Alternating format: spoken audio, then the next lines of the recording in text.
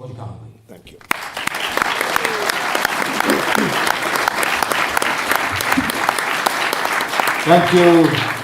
Thank you very much, Tom, Robert, brothers and sisters, comrades and friends. Thank you for the kind invitation to be here this evening and the warmth of the welcome, and a big thanks to those who came to confront any far-right elements that might have turned up.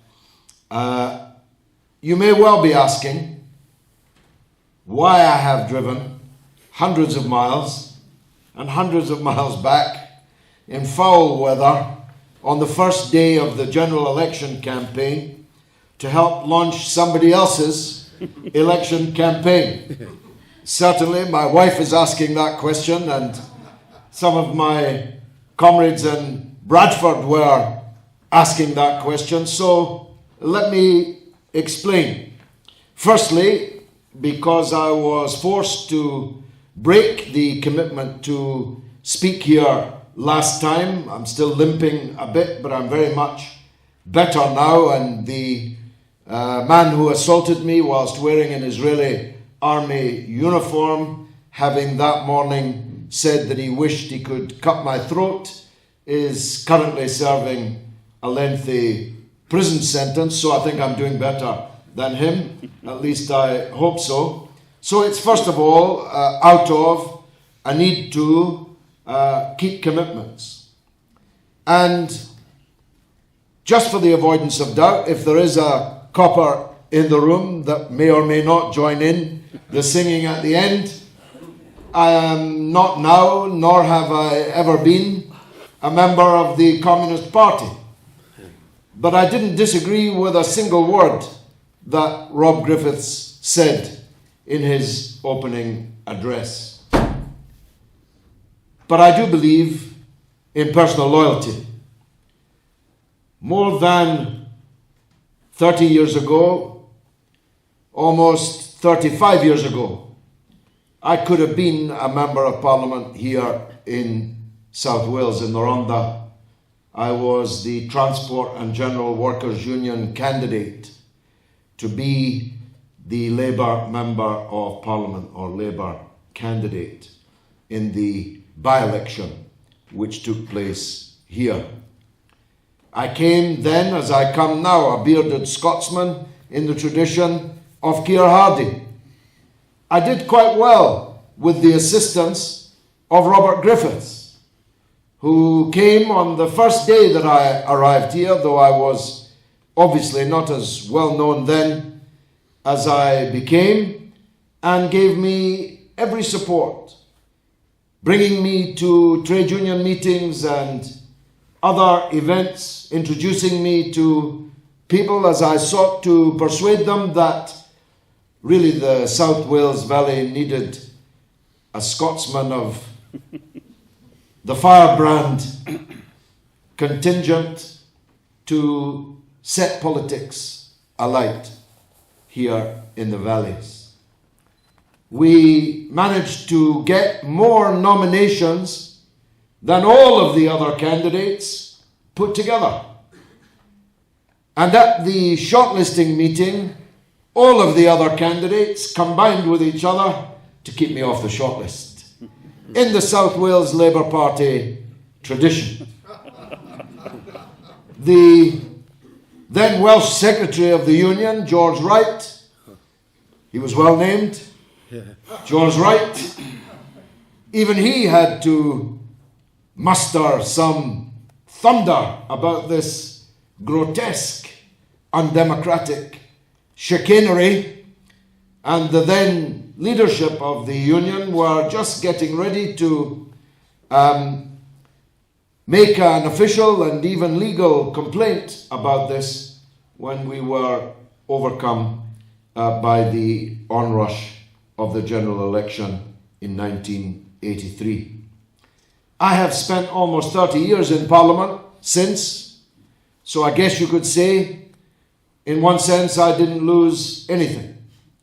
But you certainly could say that the man that got the gig and the man that followed him were both exactly the kind of Labour Member of Parliament that Rob Griffiths was describing. Either care less of the radical traditions of this area, or worse, determined to betray them and be voices for privatisation, inequality, and even war, about which more later. But I did come away from my time in the Ronda with two things of importance to me. The first is my now lifelong friendship with Rob Griffiths, which brings me here to help launch his election campaign. And the second is my honorary membership of the National Union of Mine Workers South Wales Area Mardy Lodge, which is one of my proudest possessions.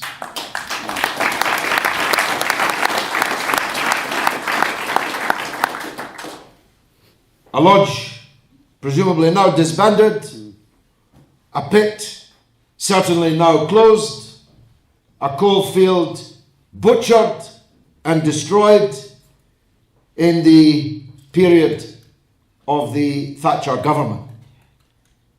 Sometimes in the audiences I now address, I have to explain what Thatcher was, who Thatcher was. I know that I don't have to do that here. But we are still, as a country, suffering the results of the scarring, of the division that the Thatcher era produced. There is no need to, if you'll forgive the pun, labour that point here.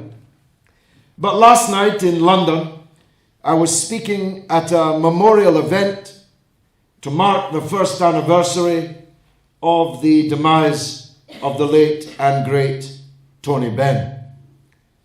And I was describing for an audience, almost none of whom were born at the time, how the path which led to Thatcher and the seismic defeat had been paved by the mistakes of the Labour government which had preceded it, and how Mr. Benn, foremost amongst all others, had warned throughout the 1974 to 79 period that there was no good in being in office if you were not in power, and there was no good in having power if you didn't use it to fundamentally change Britain in the interests of working people and their families.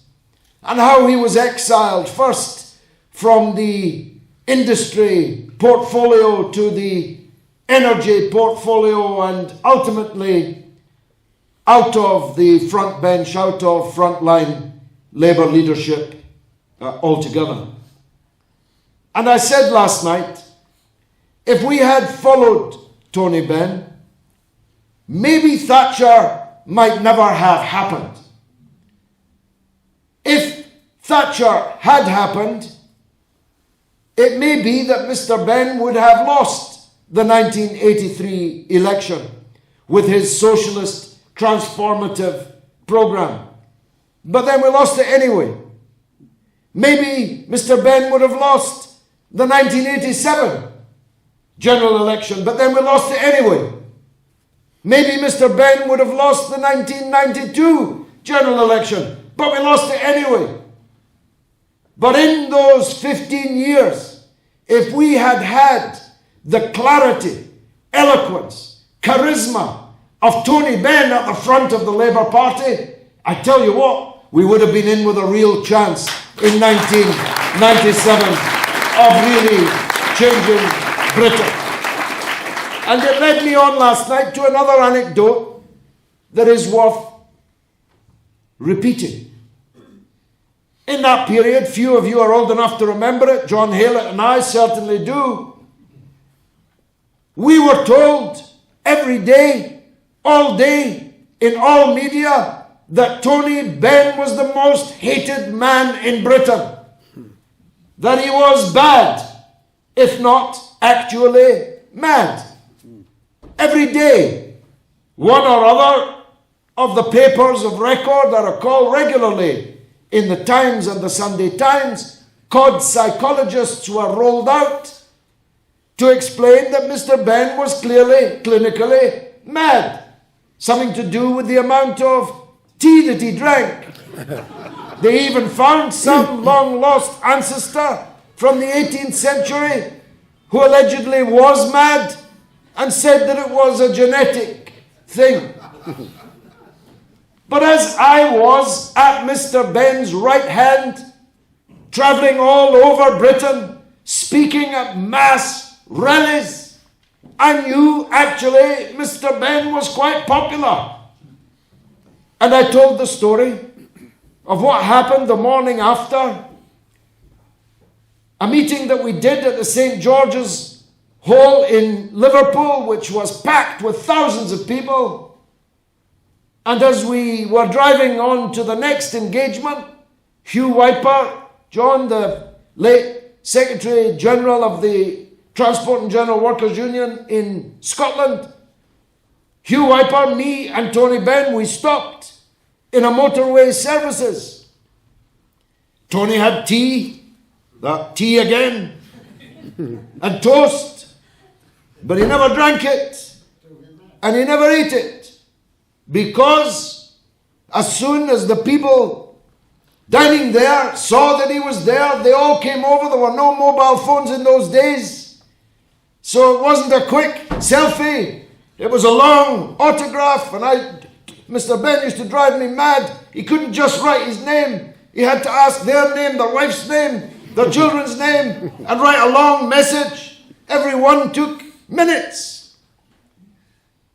And then the staff, the chefs, the waitresses, all started coming out from the kitchen, the porters, the chefs in their tall hats.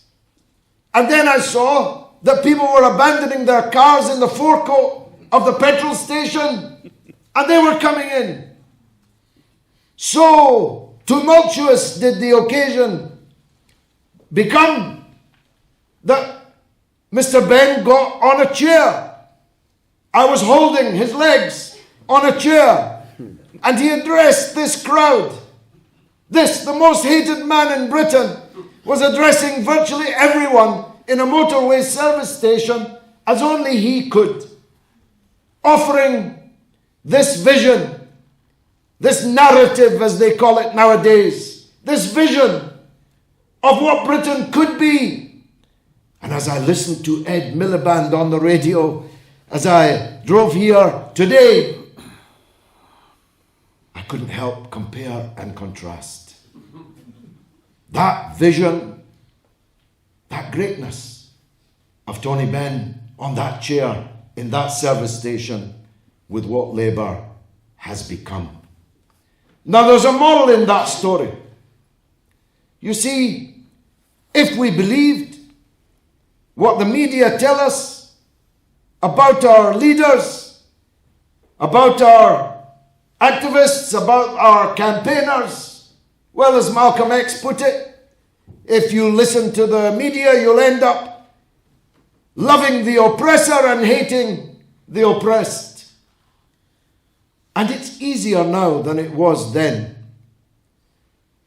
You used to have to look for a Morning Star seller or a shop that took the paper to find an alternative narrative, an alternative analysis of what's happening. But now, at the touch of a phone or a computer button, you can read the Morning Star online. If you do, make sure you make a donation in lieu of buying the paper. You can watch RT, Russia Today. You can watch other television stations. You can search YouTube. You can find any speaker, any version of events if you search for them. And you must. So, I believe, paradoxically, although our political class is so poor, so dire, that there are more people in Britain today either already in possession of or looking for another way, a different way of running our country, and another way our country can be in the world. And so, far from feeling hopeless, I am filled with hope for the future. Of course I want Ed Miliband to defeat David Cameron. That's not saying much. But if I'm in the next Parliament, as I very much hope that I will be, if Ed Miliband is looking for a single vote for his majority, I'm ready to be that vote. But I have a price. And my price is a return to real Labour values and real Labour policies. And so, what would they look like? Well, I was on BBC Any Questions on Radio 4 on Friday night. You can find it on the iPlayer or on YouTube. I was on alongside, literally alongside, unfortunately, the Labour Shadow Secretary of State for Work and Pensions, one Rachel Reeves. The one that said on Question Time that she was going to be tougher on claimants than the Conservative government has been tougher on the poor than Ian Duncan Smith. That was her boast. She didn't make many pledges, but this she pledged, sitting right next to me, in a discussion about the so-called 2% of GDP being spent on defence. She pledged, thrice she pledged, we will keep Trident, we will renew Britain's nuclear defences.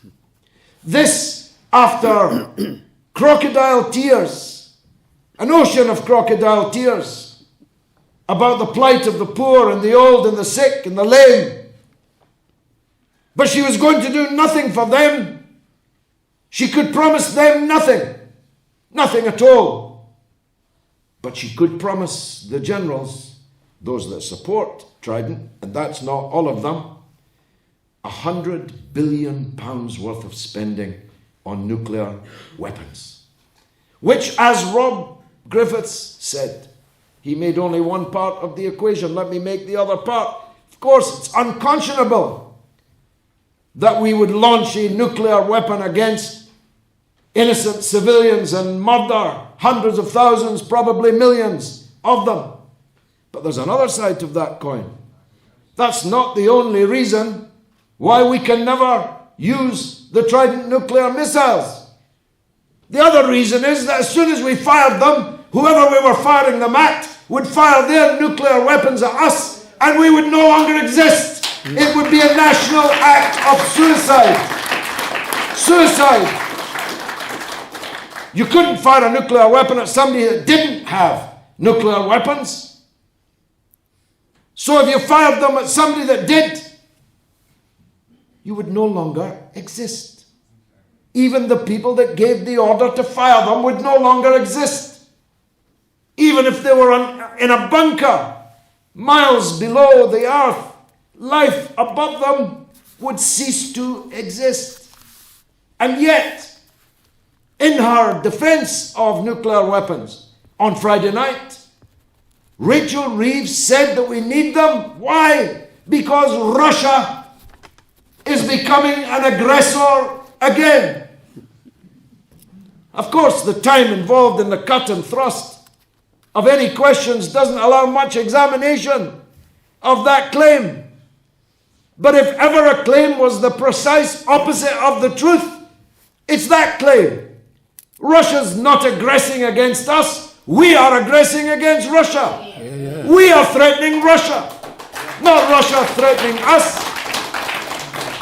There are no Russian military advisors and trainers being sent to the Republic of Ireland.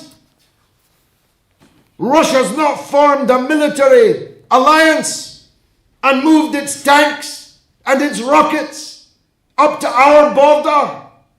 But we have done exactly that to Russia. They keep saying how democratic they are.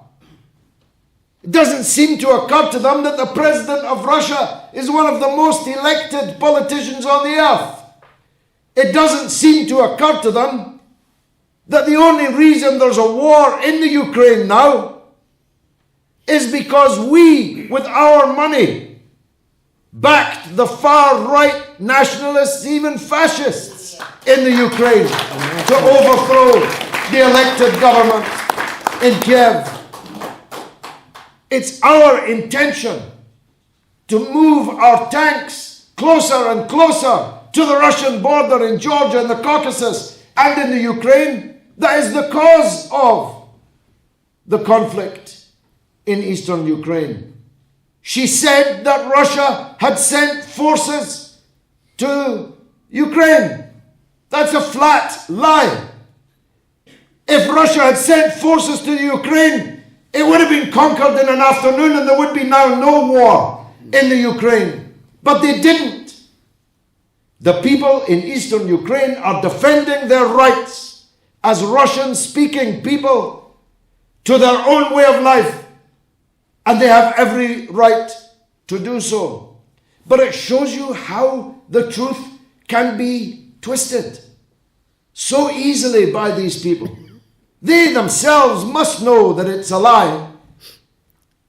The alternative being that they're idiots, which, come to think of it, might actually in some cases be the truth.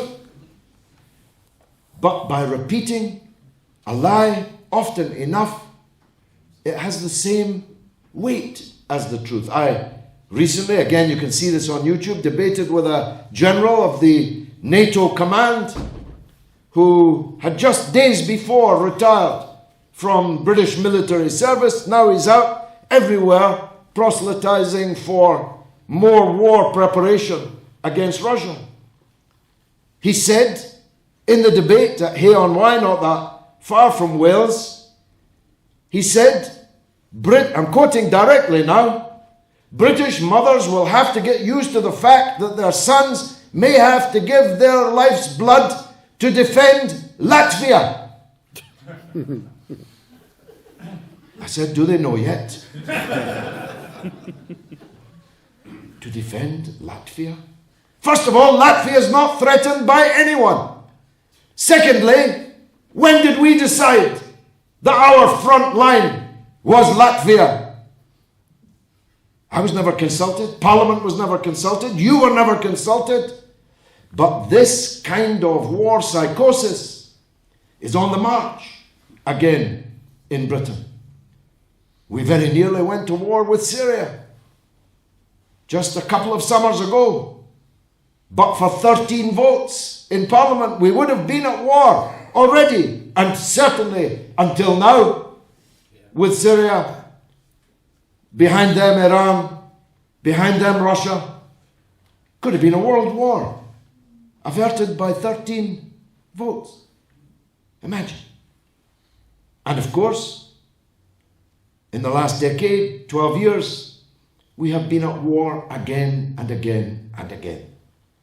We have no money to keep our old age pensioners warm in the winter time, but we have money to burn, setting fire to other people's countries, one after the other, year after year. We have a political class which cannot accept that Britain is not an imperial power. It's an imperial pretender. It's doing what Mussolini used to do, going around the world, threatening people with somebody else's army. It has no military power, meaningfully, of itself, not that it can use, and thus excluding its nuclear weapons. But it does have the ability to be the fig leaf covering the ugliness of those who do have that military power. So we need an alternative vision. a vision of a different Britain in the world. And we need a set of different priorities for Britain. The gap between rich and poor in Britain today is wider than it was when Charles Dickens wrote Oliver Twist. That's official. Imagine. In 2015, the gap grows ever wider. And in London, some parts of it, the gap within one city is so evident. It's one of the reasons why I hate this nationalist talk about London. There are more poor people living within a 7-mile radius of the House of Commons than there are anywhere else in the country. Millions of them. But of course, in the square mile, the city, and some other privileged parts, the asset wealth, the agglomeration of prosperity by some has transformed London into a tale of two cities, rich and poor in the same city, as wide a gap as there was, wider, in fact, than when Dickens wrote Oliver Twist. And of course, as someone wrote in the Guardian, I think today, Britain now has 3 polities, in fact. It has the Scottish dimension, which is ever more vibrantly social democratic and doesn't want to be part of a Tory-dominated Britain.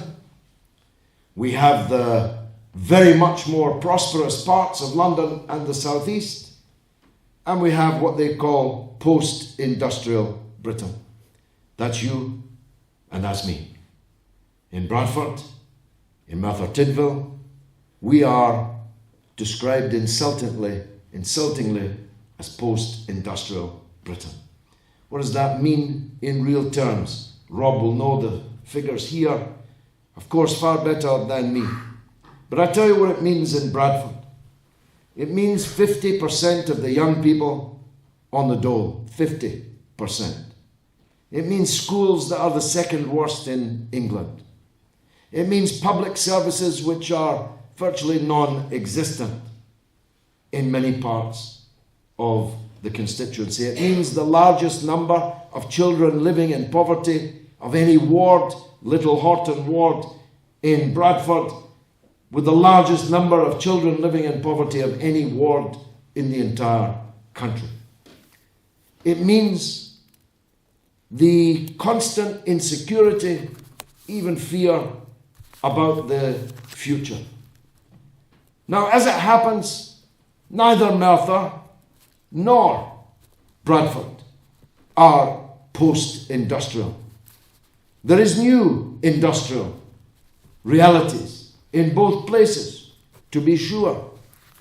But as one cannot do, as was proposed here in the 30s, close Bradford down, close Merthyr down, ship the people to Canada. I mean, Australia might have been a bit warmer, but to ship the people to Canada is, of course, no longer an option. So I don't know if they've got plans for us, but they bloody well better. And it's our job, Rob, you and me, hopefully together in the new House of Commons, it's our job to make sure that we do. Because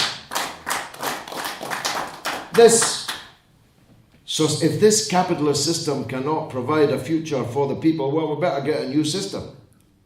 After all, the economy is supposed to work for humankind, not humankind working for capitalism. If it cannot provide jobs, if it cannot provide security, if it cannot provide a life worth living, then why should we have it?